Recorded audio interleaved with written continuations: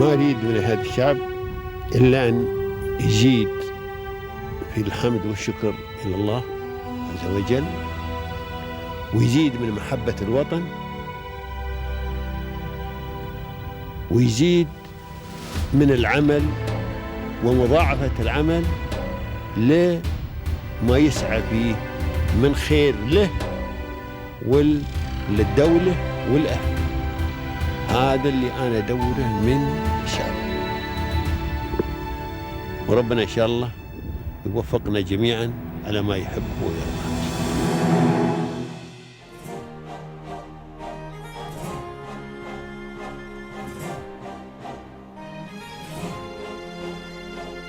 We are honored to host Mr. Zagariah Manoj, the founder and CEO of Manoj Reinsurance Brokers.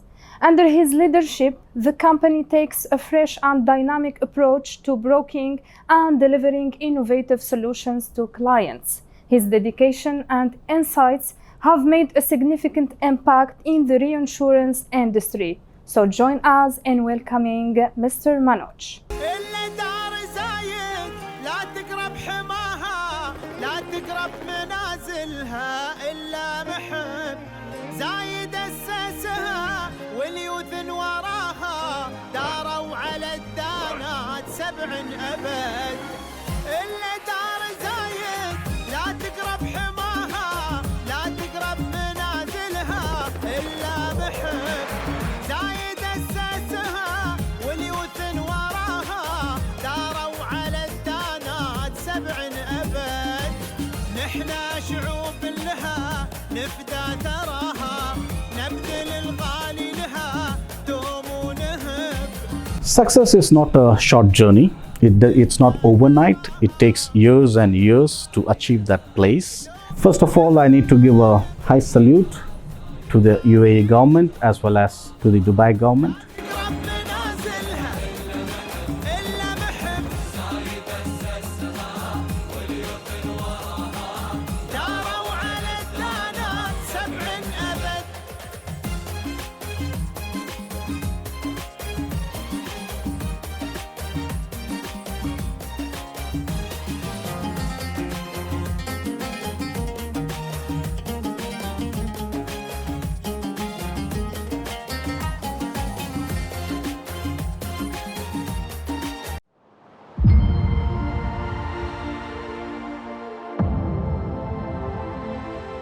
Welcome everyone to your favorite program, Pearls of Union, which invites the most successful people here in the UAE.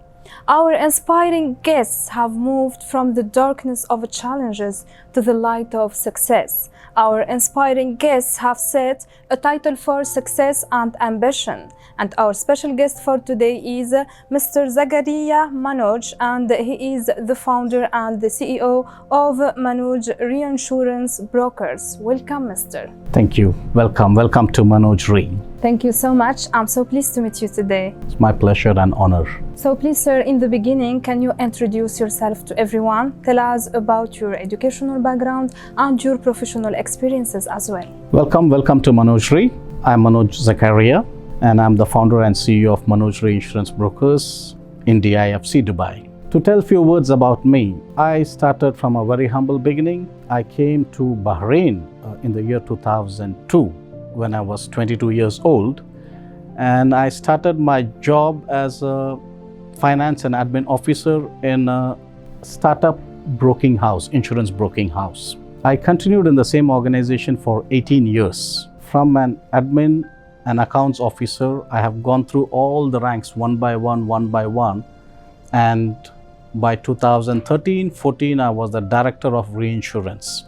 So my journey of 18 years was in the same organization, and being a startup organization, I had the privilege to work in every department.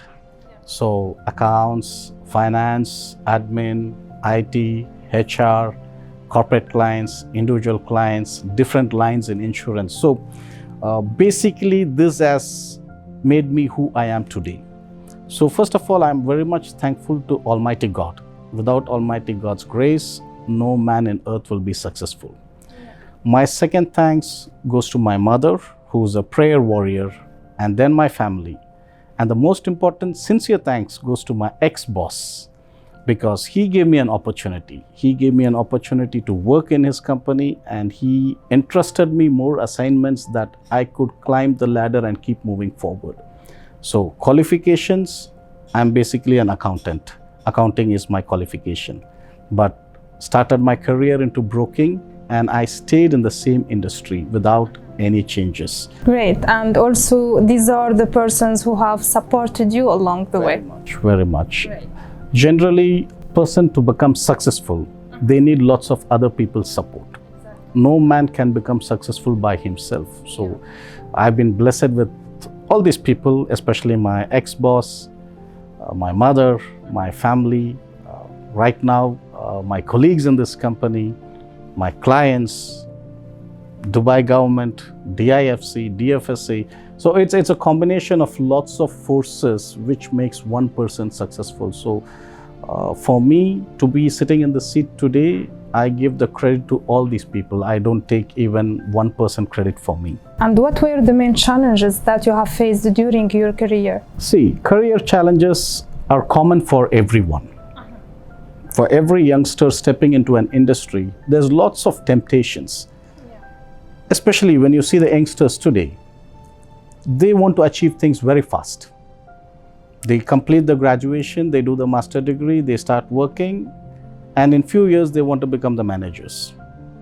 But that's not the way. The challenge is patience is required. It takes time to grow in a career. So in myself, I had lots of challenges. I'm not a technical insurance person, but I had to learn it. Every different lines of insurance, I had to learn it by myself.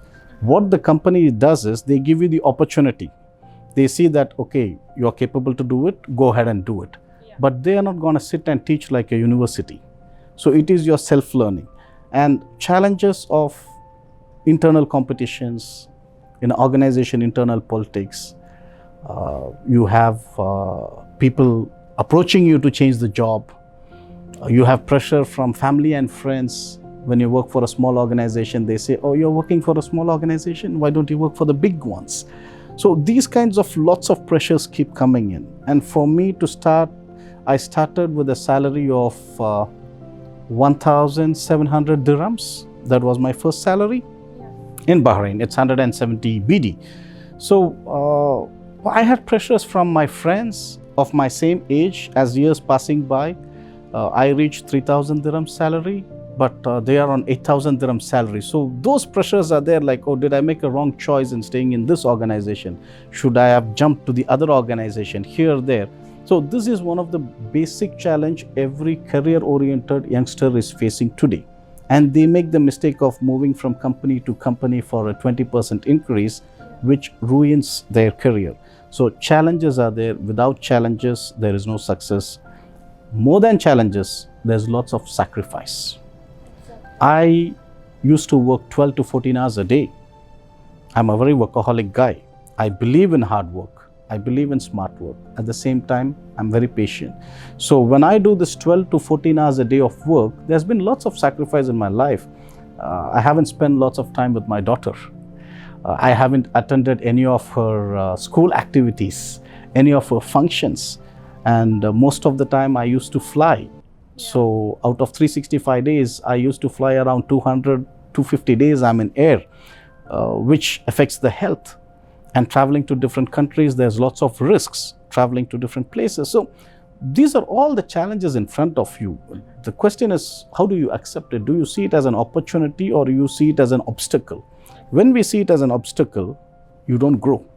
For example, I started as an admin and finance officer. Being a small startup company there, I used to be the secretary of my boss. Occasionally, I used to be the driver. I used to do the office boy job.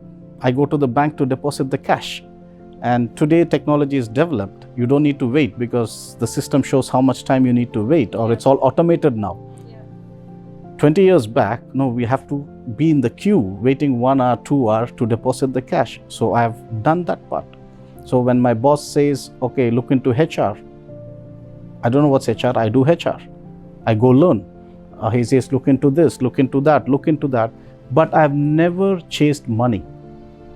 Whenever the extra work was coming to me, I have seen it always as an opportunity in front of me that I am learning so many things. I'm an accountant, but from an accountant, now I know what is HR. Now I know what is IT. Now I know what is customer service. I know what is sales, what is marketing. I saw these as opportunities. I've never seen it as an obstacle.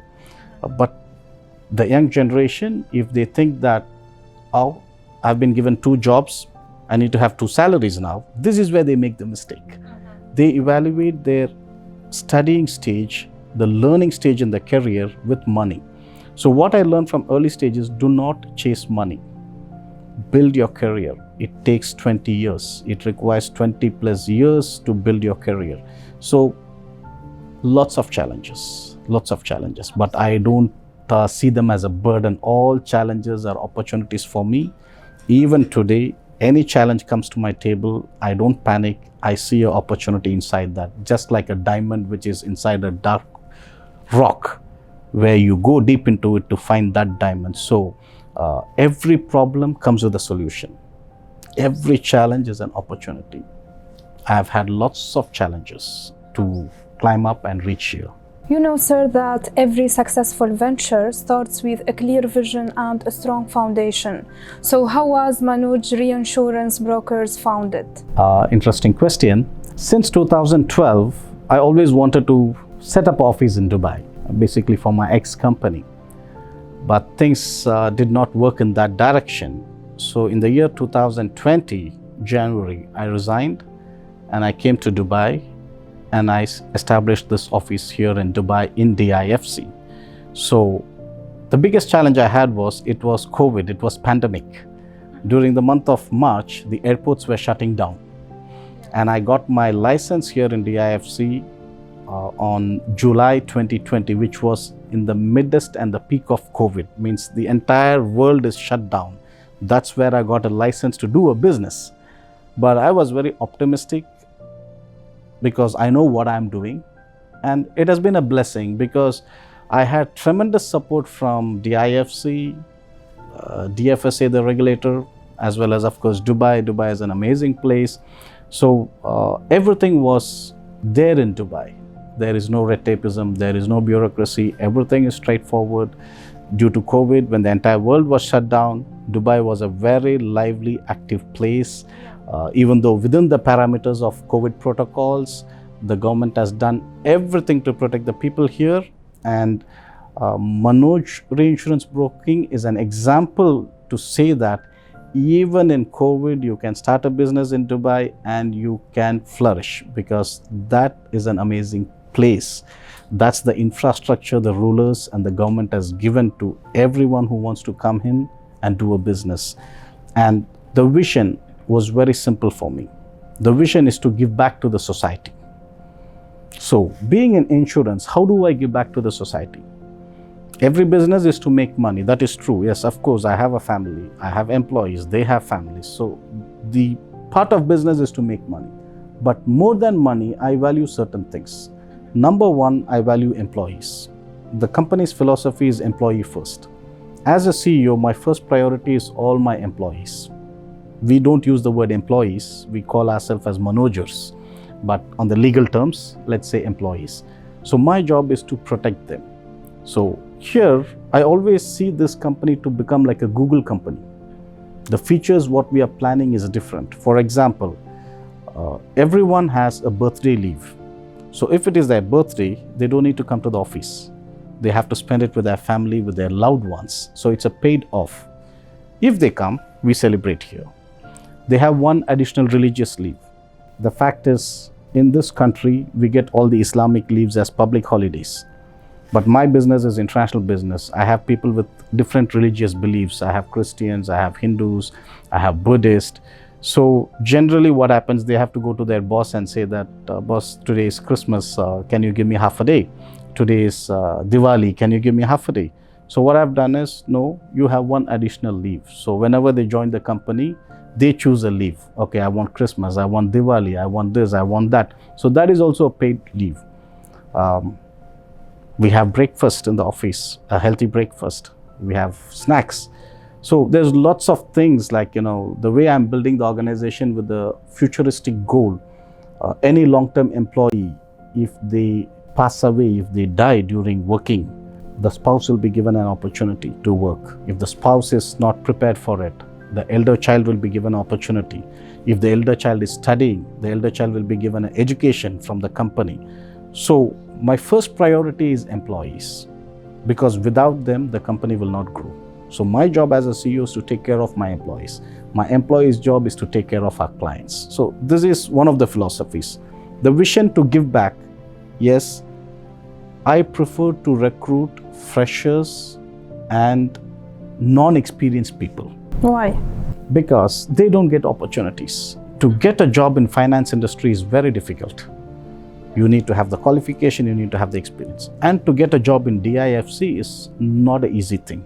So many people, they dream to work in DIFC. So I have lots of CVs coming in, my friends, lots of recommendations. But my choice when I started this company, I said, I have decided to give life to many people who are out of the industry. Why? Because 18 years back, 20 years back, my boss in Bahrain gave me an opportunity. If he would have told me that, Manoj, you are an accountant, you stay back in accounts department, today I would have reached a senior accountant position or a finance manager, nothing more than that. It is because my boss, he gave me the opportunity, even though I was not from insurance industry.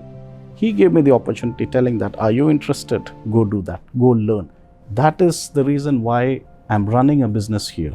So the same philosophy I wanted to continue by giving opportunity to many freshers. I've done it so far, 5 years in this company. We have given job opportunities to more than 50 people, and few of them left the company. They found new opportunities. I'm happy about it, because without Manoj, they will never get one more opportunity in DIFC. Few migrated to different countries and few others are still with me. So this is one way of me giving back to the society.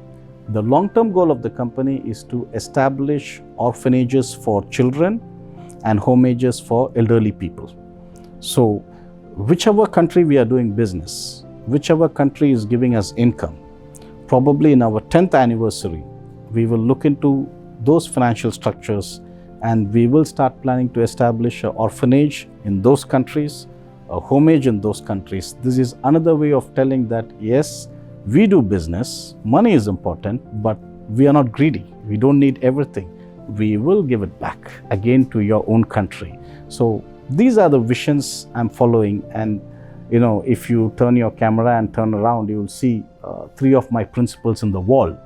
So those are the basic principles I follow: to be persistent like a sports person, to be visionary, and you see His Highness Sheikh Mohammed's photograph there, and then give it back to the society, because we come empty-handed. When we are born, we come empty-handed. When we die, we'll go empty-handed. We are not going to carry anything with us.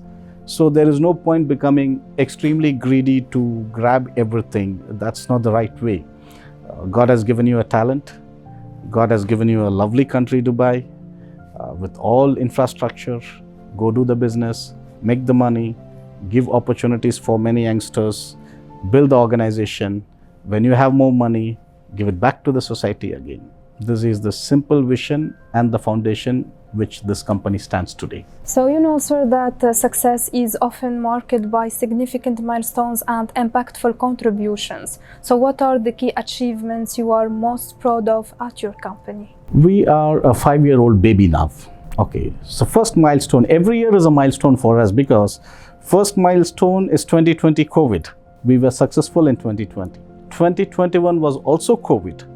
We obviously had a fantastic growth in 2021 also. 22, 23, 24, each year is a milestone for us. And as I said, we are expanding in a very good way. Happy to see employees work happily here. So this is the milestone I look into it. As I said earlier, like, I cannot present the financials for certain reasons or what are the strategic things. But as this company started with 1 person, myself, then it became 2, then it became 4. Today, we obviously have 25 to 30 people. So that is an achievement, and the biggest happiness for me is to see 30 families are living today because of the initiative I have taken. So that is an achievement so far, keeping away the profits or the financial achievements. The achievement is 20 to 30 families are surviving because of the risk I took, of the initiative I took of choosing to start a company in Dubai. And that is a milestone achievement. Apart from that, yes, we were happy to declare twice a bonus to the employees in the short period. We are working on the dividends to go out this year, God willing. So I think for a 5-year-old baby, this is more than enough. And we will go step by step. So what do you aspire to? What are your future plans? Future plans, as I said, we are on the 5th year. So we move step by step. We take the baby steps. We have very aspiring, ambitious plans to become a global broker. Even now we are a global broker, but we don't play the League A games. Those belongs to my big brothers who are in the business for 50 years, 100 years. So I call them as big brothers. So they play the League A game.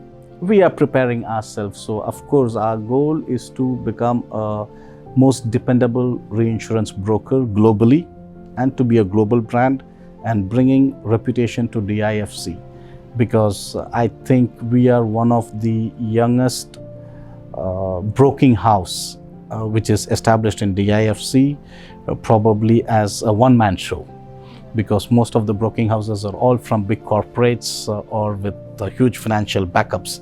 So we would like to achieve that thing in the coming future. And how does your company assist its clients in adhering to local and international regulations? Finance is a highly regulated business. So in finance sector, we have banking, insurance, wealth management, stocks. These all come under the financial sector. In DIFC, it's a very highly regulated platform because we are licensed by DFSA, Dubai Financial Services Authority. And DIFC, as of September 2024, is ranking number 16 on the financial platforms. So you know, the ruler of Dubai, His Highness Sheikh Mohammed, I've heard that he said once, anything and everything should be number one in Dubai if it is an innovation. If it is a copy, it has to be the best. So right now, let's say New York is number one financial regulator, followed by London and others all the way down. And DIFC is on 16. I'm sure very soon it will become number one because that's the visionary leadership of this country. Being an organization licensed in DIFC, regulated by DFSA, that is a backbone for all our clients because we are strictly and strongly regulated. We have basically in a year 3 audits. We have the external audit, we have the internal audit, we have the regulators audit. And in my past experience, the external audit issues only one audit report, which is the statutory financial audit report. Here for us in DIFC, DFSA, we have to get 3 reports from the external auditor. One is the financial report. Number 2 is the client money report. Means the client money is highly controlled here. The client money has to be kept in a separate bank account. It cannot be mixed with our operational funds, and we cannot even touch $1 from there. An auditor has to do an audit on that. So that will be the second report. The third report is every 3 months we have to submit our financial report to regulator through their online portal. The auditor has to do an audit on that to make sure that every 3 months we have given the right reports. So basically, being in the finance business and handling the money of different parties. So when we insure, when we reinsure, the money belongs to somebody else. So it passes through our channel. And the regulation is so strict that everything is controlled and monitored that an organization cannot play anything. There is no loopholes, there's no hanky-panky. So this is one of the best reasons I choose this place, and for a reason that I'm a sports player. So I like to win the game or lose the game within the rules. I don't like to go out of the rules. So coming to DIFC, it's a very strict regulated platform. Anti-money laundering is very strict. Client database is highly controlled. How we handle the premiums and the claims is very much controlled, and who are sitting and doing the job is controlled. To get the appointment as a CEO, have to go through lots of interviews. It's not like a normal organization that, okay, this is the CEO, he gets appointed as a CEO. To become the CFO has to go through lots of interviews in DFSA. So it's a very highly organized system. And being 16 in world ranking is not an easy thing. So for my clients and my business partners, this gives them the biggest comfort that Manoj Reinsurance Broker is operating under a very strict regulator. So there is no place for any hanky-panky. Their money is safe. The business is done straight as per the rules and regulation of the country as well as DIFC. So, sir, after your faithful journey, you have built your success story. So the word of success is not strange to you. How can you define success? Success is not a short journey. It's not overnight. It takes years and years to achieve that place. And success is not a destination. It is a journey. It never stops. It continues further and further as long as you have good health. So that's my definition for success. You know, sir, lots of people from audience, they are a new generation and they see from your story something special inspired them. So what is your advice to the new generation and also to young entrepreneurs aspiring to enter the same field? My answer is very simple. I have a formula. The formula is called as right attitude plus right gratitude equals to right success. Everybody wants to be successful. That is the dream of every people in the earth. But not everyone is successful. Is very simple because of this reason. They don't have the right attitude. They don't have the right gratitude, so that they don't get the right success. So what is right attitude? Everyone has an attitude, but there is something called as right attitude. When you work in an organization, you need to have an attitude to love your job, to love your organization, to see the success of an organization as your own success. This is a right attitude when you work. Even you want to become an entrepreneur, you'll have to start working first. What is gratitude? You need to have the right gratitude. First of all, you need to be thankful to Almighty God. You need to be thankful for the government of Dubai. You need to be thankful to the organization which gave you opportunity to work. So when you have the right attitude plus the right gratitude, you will have the right success. Otherwise, you will be chasing success and success will keep moving away from you. It will be a cat and a mouse game. This is something which I have told several people. Right attitude plus right gratitude equals to right success. The other thing is you need to be a hard worker, smart worker, and a patient person. So what does this mean? Hard work, everyone knows what is hard work. I believe in 6 days of working because from the Holy Bible, it says God created the earth in 6 days. And on the 7th day, he took rest.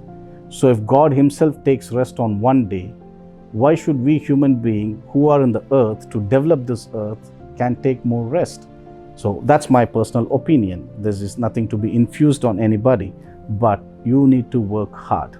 Look at all the millionaires, billionaires, and successful people in the entire world, as well as in Dubai. They all work 10, 12, 14 hours a day. Without hard work, there is no success. Many people have come to Dubai empty-handed. Today they are millionaires and billionaires. Many employees came to Dubai just thinking that they need a job so that they can send some money back to the home to take care of the family. Those are the people today living one of the luxurious life in Dubai. Why? Hard work is behind that. And it takes years. It literally takes years. What is smart work?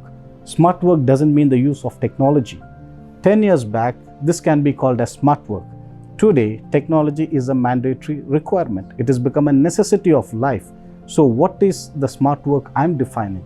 The smart work is when you plan your career, you need to have a proper plan all the way to 60 years of age, all the way to 80 years of age.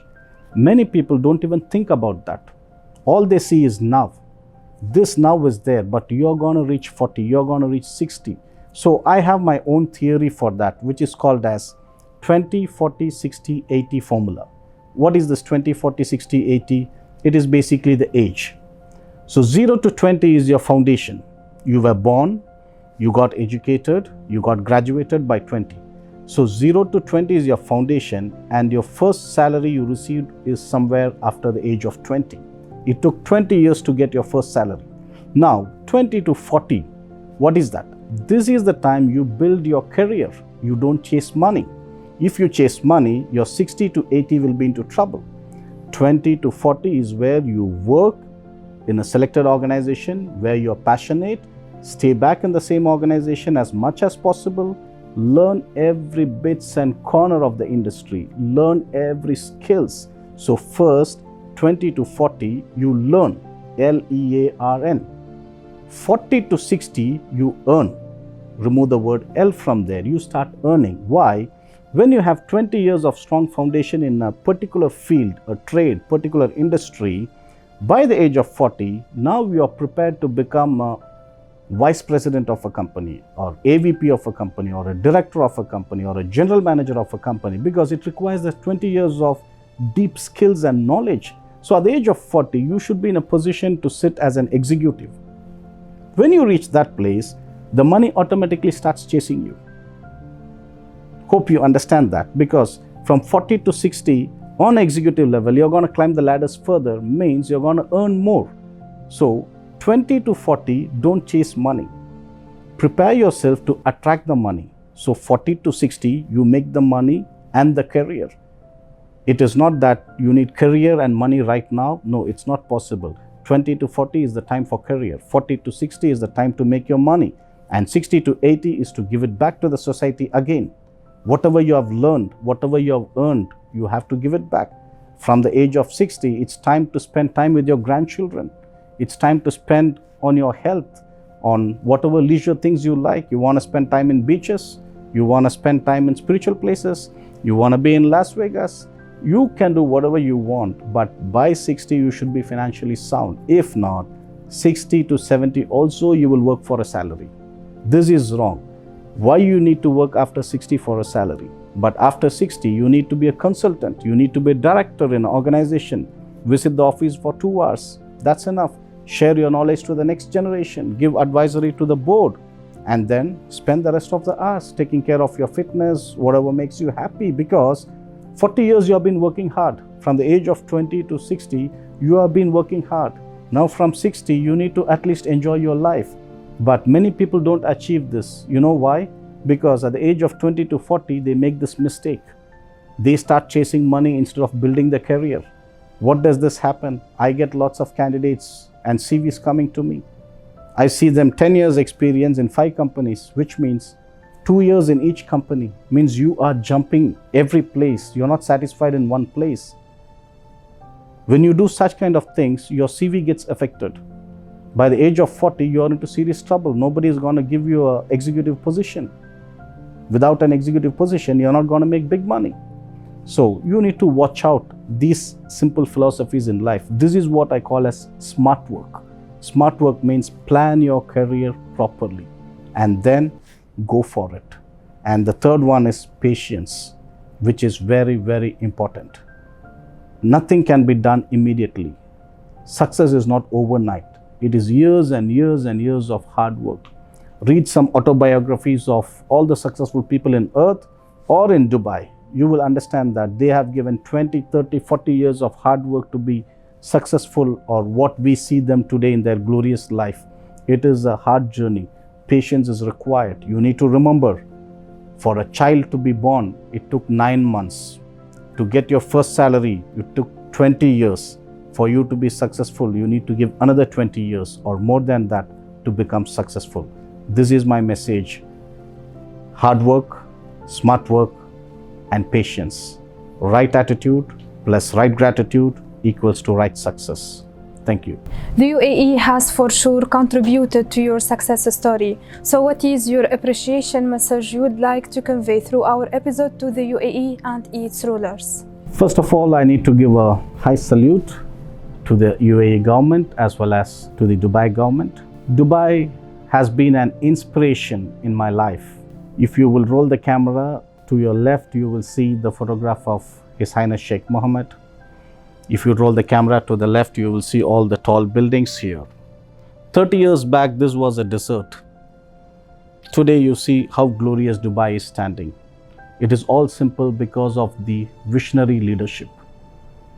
When a leader has a vision, everything changes, whether in a country or an organization. The leaders of Dubai and UAE had a vision to give the best for their people, for their citizens, and they have done it amazingly. And today, along with their citizens, every expatriate, every person living in Dubai is enjoying the best infrastructure. May it be the roads, the best Wi-Fi. The most important thing is Dubai is one of the safest cities in the world. My family can go out at 2 p.m., 2 a.m., 3 a.m., 4 a.m., anytime in a taxi or by walking. It is so safe. Police are there to protect. That gives a bigger comfort. So this is a place, this is a country which has given life to many, many people. And on behalf of the entire expatriate population, I would like to thank His Highness Sheikh Mohammed, his family, the royal family, all his deputies, all his government authorities for making Dubai an amazing place. And I will always tell, this is the country for next 400 years or even beyond that. That is a best place given. This is a place for A performers, hard workers. Come in, step in, do your best. You will surely succeed. Thank you so much, sir. It was my pleasure talking with you today. Best of luck. Thank you very much. Dear audience, this is the end of our episode. Watch us next week. Goodbye.